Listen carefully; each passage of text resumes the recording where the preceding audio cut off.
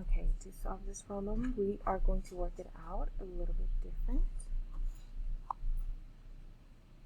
There we go. Now it says a tall plant is dominant, so I know tall is dominant over a short plant. So I can do step number 1 here.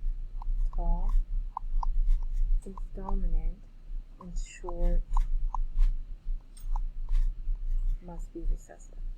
Now, if all offspring of a cross are heterozygous, what were the genotypes of the parents? So notice that they don't give me the parents. They're saying that the offspring are heterozygous, and they want to know what were the genotypes, the letters, the 2 letters of the parents. So that's going to be my answer. So to do this, I'm going to have to work it out backwards. I have my Punnett square, and it tells me that all of the offspring are heterozygous. Now I know that the offspring go in the middle, and I know that all of them are heterozygous, so I can start with that. I'm going to fill them all in, and I'm going to type them in as heterozygous. Now my answer should be what's on the outside. I'm going to see it here, and I'm going to see it here.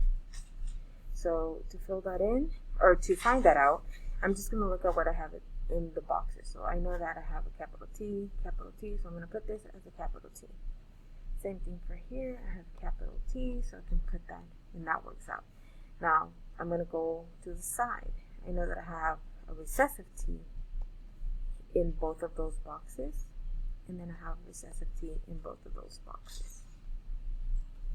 Now, you can always check your answer. Make sure that all of them match up. And then my answer is going to be, I'm going to change my color of my pen. This is going to be my answer in this box. I'm going to have parent 1. It's going to be homozygous dominant, because I got it from the top right here. This is parent number 2.